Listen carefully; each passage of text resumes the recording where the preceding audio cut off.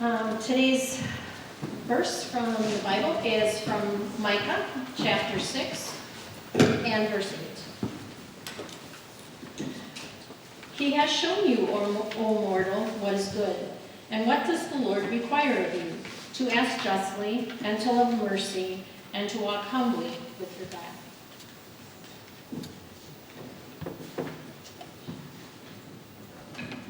Okay, I'm going to invite Charlotte and Aiden to come up.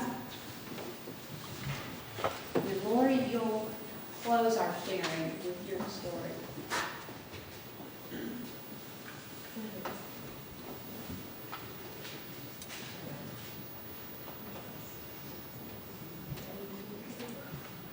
Yeah, okay, he's probably downstairs. Okay, he'll be coming, I'm sure. So, where do you want to sit? Right here? Okay. Here, here, let's move this over a little bit. Let's move yours over a little bit too. Did I hear Aiden? There we go.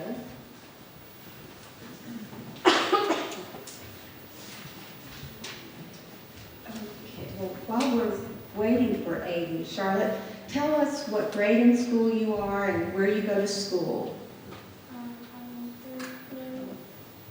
I'm in third grade. I'm 9 years old, and I go to Howard Grove Elementary.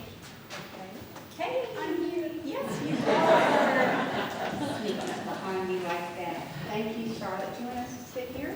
Sure. Okay, and I'll sit over here. And Aiden, tell us your age and where you go to school, what grade you're in. I am Aiden. I'm 11 years old, and I go to Sheboygan Falls Middle. Okay. Well, I asked Aiden and Charlotte to share with us about what our church means to them and how it matters to them. So I'm going to ask you some questions, and I'll let each of you share the answer that you are thinking about.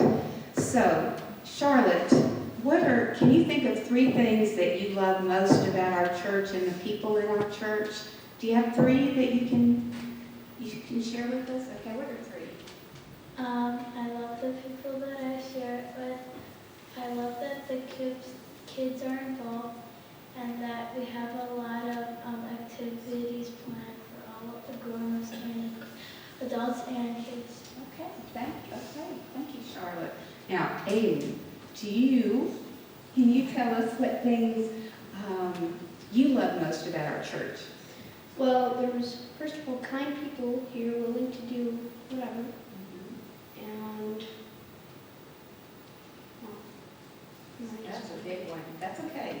When you remember, we'll come back to it. But it's probably, you echo some of the things Charlotte said, but kind people. This is a church of kind people. All right, here's a kind of a big question. Aiden, I'll go with you first. What would you miss if our church wasn't here anymore? the people and the environment. The people and the environment. Excuse me. Can you say a little bit about the environment? Well, I mean, it's not like huge, which it doesn't need to be huge. So it's just about right for all of us. It's a good size. I like that. So you would miss the people and the environment. Charlotte, what would you miss? I would miss all the people that I share this church with. Mm-hmm. Anything else, or that's the main one? I'm small. Okay, what's the small one?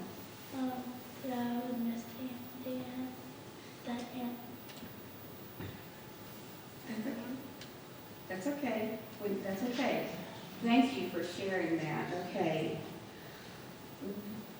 I'm asking you hard questions, and you're up here in front of all of us, so I really appreciate it, because this is not easy to do. What you both are, I know you know Jesus, and you love Jesus and God. How does our church help you grow as a follower of Jesus? Or what do you need from us to help you keep growing? Charlotte, you want to go first? No? Okay. And what do you need from us as your church to grow?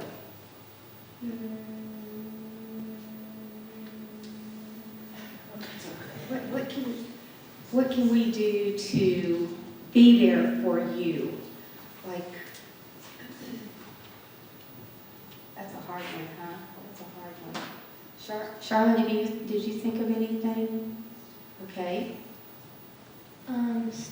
For all the teachers to stay in Sunday school. Okay.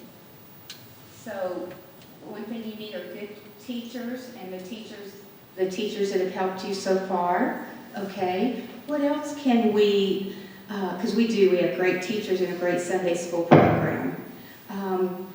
What else can we do as your church to help you keep growing in your being a follower of Jesus? What do we do during worship? Kind of in the middle, we stop and we greet each other, so we can keep greeting each other, and we can let you know that you're special to us, and we can ask you, like, hey, what can we do for you? What about, I'm thinking of a word that begins with P. Preparation.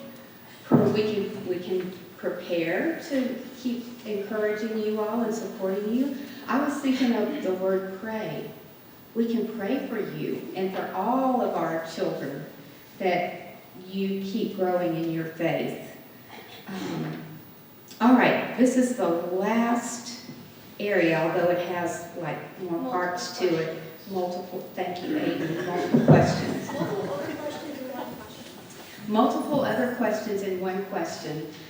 You are one sharp guy. Okay, so how can you make our church a better place through, because we've been talking about prayers, presence, gifts, service, and witness. And Charlotte's going, did we talk about that? You don't have to have any, there's no wrong answers. I'm just kind of picking your brain. How can you help us with prayer? Can you pray for our church? Yeah? Okay. Charlotte, can you pray for our church? Yep. Okay, so you'll do that. What about your presence at church? What can you do to help our church know that you're here? When I'm sick, instead of coming to church and spreading it, I could just watch on the live stream. Yeah, you can do that. That's a good answer. You can watch it on live stream. She took mine. She took yours. When you're present here, what kind of things can you do when you are here? Because you all are here you're here all the time. I can attend to Sunday school. Right. Daily. And what? And I said, elementaries. Okay, daily. Okay. So you all are very active in our church, so you're present here. What about your gifts of time or money or things you're good at? What are you good at that maybe could help our church? I see it right now, what you're doing. What are you good at? Talking and being in front of a group of people and sharing, being willing to do this. So thank you for that. That's a huge gift. Gifts don't just have to be money, right? I've always thought that I had a talent of singing. Okay, Sean. So will you share that gift with us? Like you shared it in the Christmas pageant, you sang, and you'll keep sharing that gift with us, okay? How about helping others? How do you all help others or help people as part of this church? I donate. You donate? Okay, what do you donate? Money and time. And time. Excellent. So glad. Charlotte, do you do things to help people either in our church or outside the church and the community? Mom does. Your mom does. Okay, I'll bet you help her. I'll bet you help her do things. All right. I think we always have to go to whatever my mom plans because she's in charge of it and she always has to be there. Okay. So, good answer. Good answer. All right, the last thing we're going to talk about is showing other people that God loves them, which we call witness. How do you witness about God's love? What do you mean by witness? Like, how do you show other people or tell other people that you're a follower of Jesus and that God loves them? Well, I read the Bible and I've suggested it to people too. Good. That's exactly what I'm talking about, suggesting to people to read their Bible. Charlotte, how do people know that you're a follower of Jesus even if you don't say you are? Like, what kinds of behavior or action? I stay calm. You stay calm. So you stay calm and you're asking Jesus to help you do that when things are kind of crazy? Good answer. Is there anything else you want to say about how our church matters to you before we stop? Anything?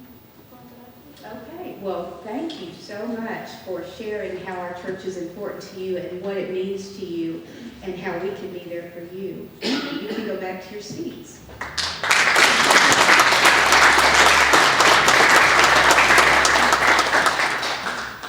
All right, Lori, do you want to stand up there? Yeah.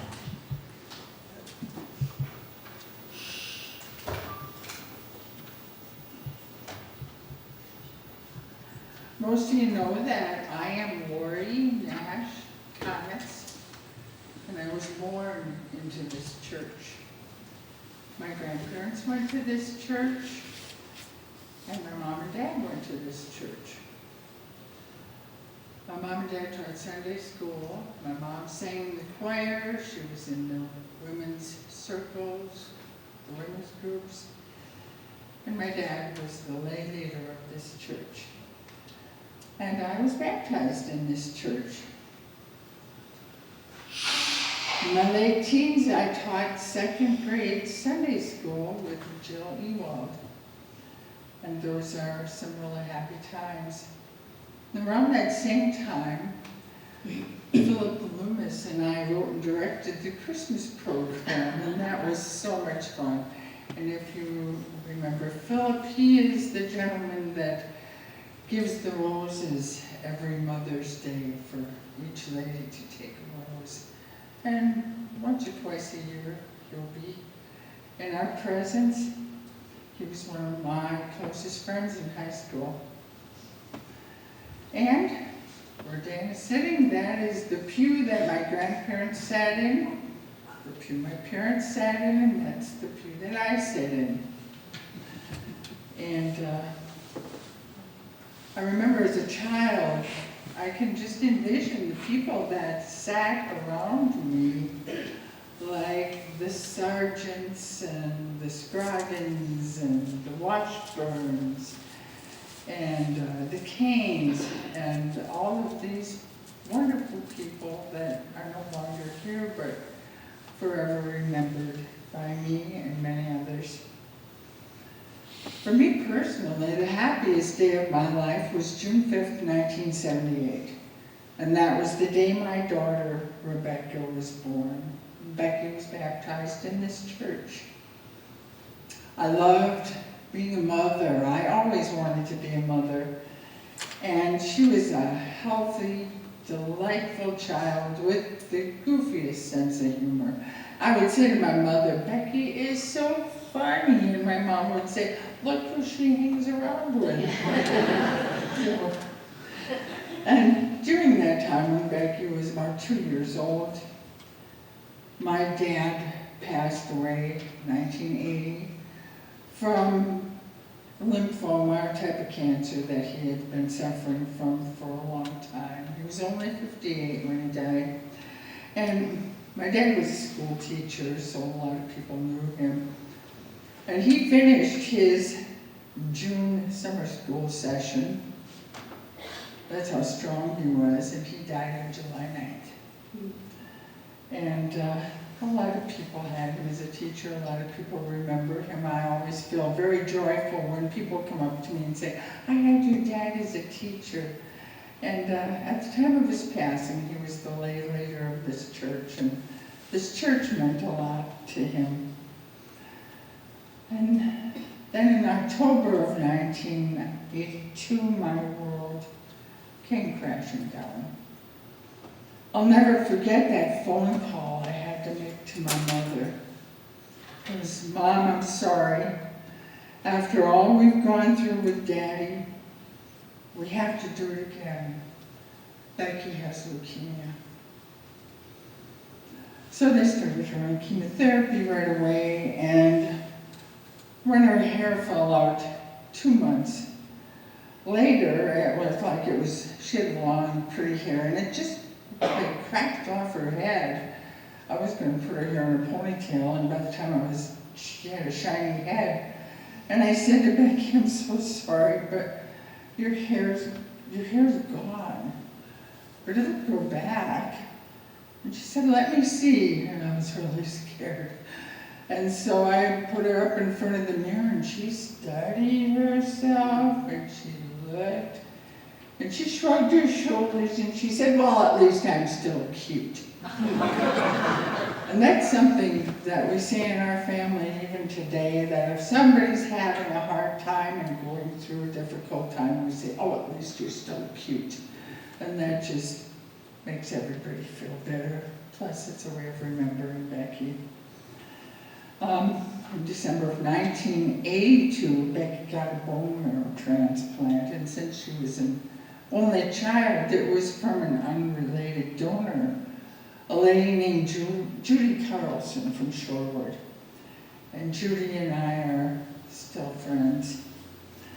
And the bone marrow transplant worked.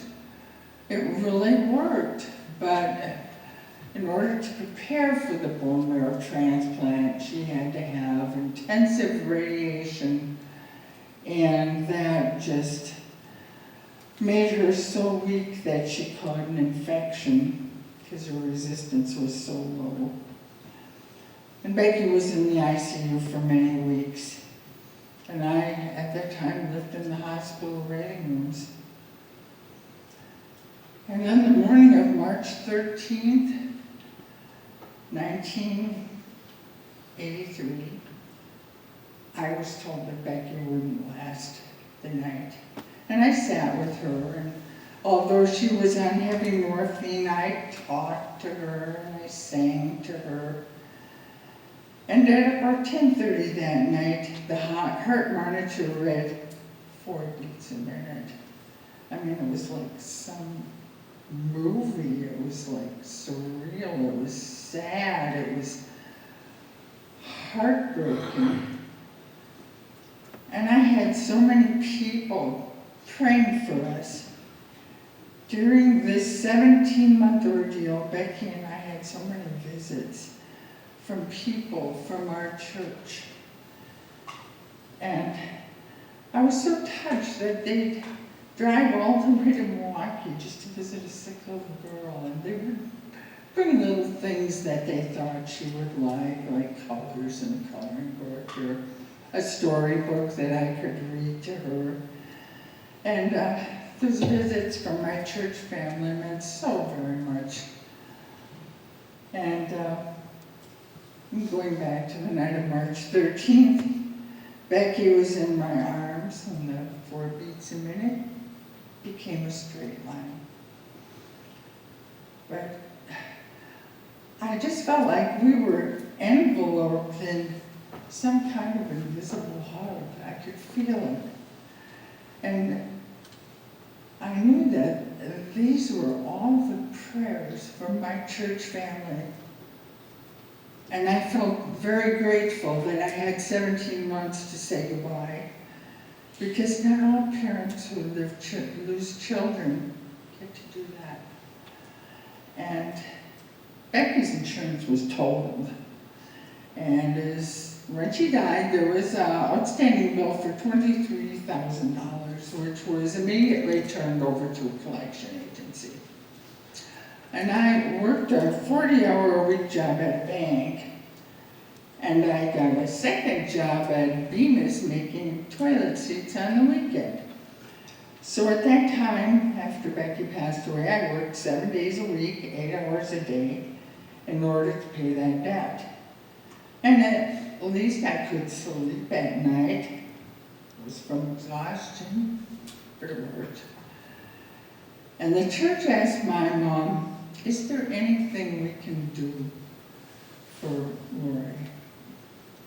And Mom mentioned an $800 ambulance bill for the 3 days Becky was transported to Frederick Hospital from Children's Hospital for radiation in preparation for the bone marrow transplant. I still, to this day, can't believe 3 ambulance rides cost $800, but I dreaded getting that bill. When the bill arrived, I opened it, and it said in big red letters, paid in full. My eyes bugged out of my head. I called my mom to tell her what happened, and she said, your church family paid for that. I was so grateful. I'll never forget it. And you know, tragedy can bring a couple together or tear them apart. And in this case, it tore us apart, and I was completely alone. But I wasn't really alone. I had my mom and my sister, and I had my church family. Even though I couldn't go to church because of working all the time, people from church still called me or sent cards months after Becky's passing. It meant the world to me, and I felt loved. I'm so glad that our church continues to help people when they need it. Because when my church helped me with that ambulance bill, it felt like a miracle. The weight that was lifted from my shoulders. I still had a huge medical bill, but I had that second job making toilet seats to pay that off, so I had a plan, and it all worked out. It's obvious that I love my church. Something else that makes me very proud of my church is that everyone is welcome for communion. That's not so in other churches, but here, all are welcome. I love this church. Just look at it. The windows. I remember when I was a child, my mother would say, those windows are over 100 years old, and now, almost 70 years later, how old are they now? And when the sun shines through them, they are glorious. I love the people in this church. I know I can always depend on them no matter what. And you just walk in here and you can feel the love. Thanks. Thank you.